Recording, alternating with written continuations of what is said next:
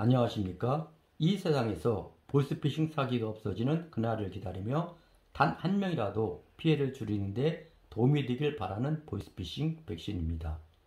오늘은 최근에 피해자 모임 카페에 올려진 주요 질문 중에서 피해금 회복과 관련하여 정리해 보았습니다.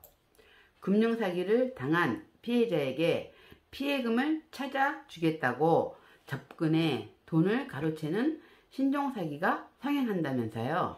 피해자들의 절박한 심리 상태를 악용하는 사례로 SNS 오픈 대화방을 통해 재테크 사기 피해 회복팀 등 추심이사나 피해복구 전문의사 명의로 의장하고 피해자에게 접근을 합니다.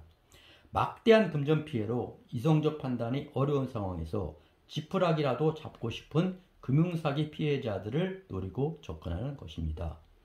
이전에 사기친 업체나 범죄 조직을 경찰서에 신고했다고 하면서 직접 작성한 피해구제 신청서까지 사진 찍어 보냈다고 합니다. 피해 사례를 함께 보시겠습니다.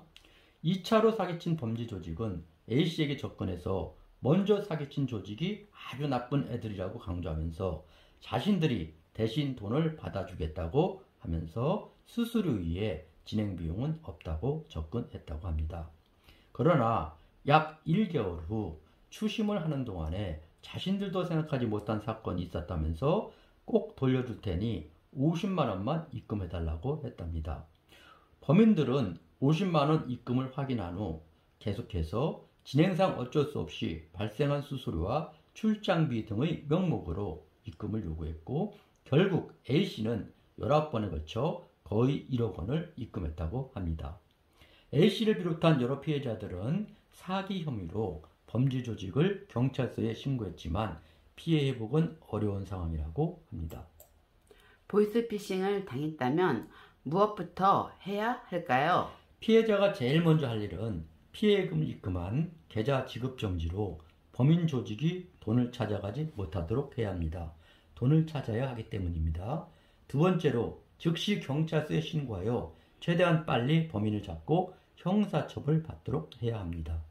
피해금을 회복받는 방법을 알려주세요. 먼저 범인이 잡히지 않은 상태에서 금융감독원 심사를 통한 방법, 두 번째로 수사 또는 재판 기간 동안 피해자와 합의해서 받는 방법, 세 번째로 형사재판 절차에서 배상 명령을 받거나 민사소송에서 승소하여 추심을 통해 회복하는 방법이 있습니다.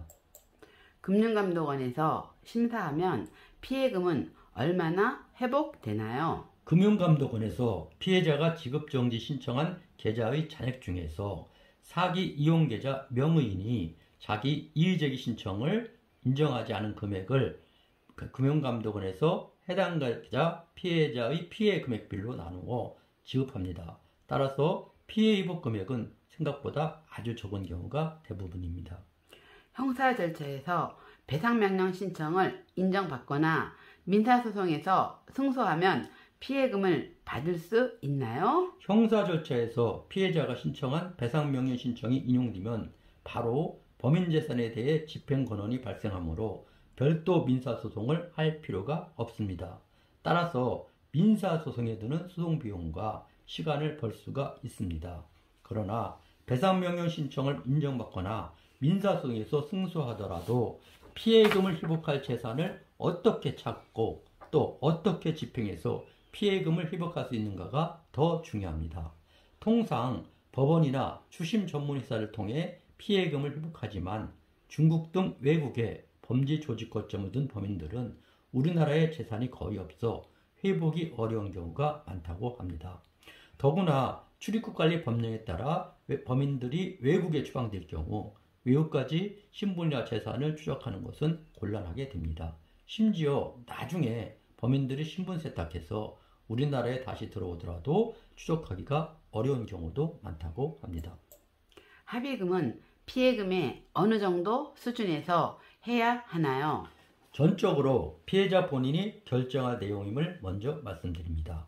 합의 신청은 수사와 재판 기간 동안 범인의 변호사 또는 지인을 통해 연락이 오는 경우가 일반적입니다.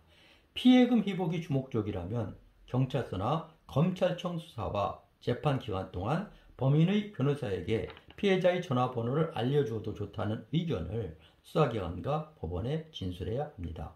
개인정보 보호를 위해 피해자가 승낙하지 않으면 피해자 전화번호를 범인의 변호사에게 알려줄 수 없기 때문입니다. 합의금은 생각보다 훨씬 적은 것이 일반적입니다. 피해자의 대부분에게 합의를 받아야 형사 처벌도 약해지고 개인 희생도 가능한데 여러 명의 피해자에게 용서를 구하는 데 필요한 처분 가능 재산은 아주 적기 때문입니다. 피해금 회복보다 범인 처벌이 우선이라면 합의를 하지 않을 수도 있지만 받은 합의금이 피해금보다 너무 적으면 형사재판 판결에 영향을 미치지 못한 경우도 있었습니다. 범인은 민사 형사재판 모든 절차에서 벗어나길 바라지만 더 이상 형사 책임을 묻지 않는다라고 합의서를 써주었더라도 보이스피싱 사기는 반에서 불발지가 아니므로 형사재판 절차에서 합의서는 판사에게 장량 감경 참작 사유가 될 뿐입니다. 그러나 민사재판 절차에서 더 이상 민사상 책임을 묻지 않는다고 합의서를 작성하고 합의금을 받았다면 중요 입증 서류가 될 수 있으므로 신중을 기해야 합니다. 따라서 피해자가 합의금을 받고 합의할 때는 피해금 회복과 범인의 엄벌 중 피해자가 우선할 것이 무엇인지를 생각하고 형사재판 절차만의 합의금인지 민사재판 절차까지 포함한 합의금인지 합의서에 명백하게 기재하는 것이 좋습니다. 참고로 범인이 법원에 선임계를 낸 변호사가 아니고 단순히 범인이 지인이라고 하면서 피해자에게 접근한 경우가 있는데 이런 경우는 대부분이 믿을 수 없는 경우라고 합니다.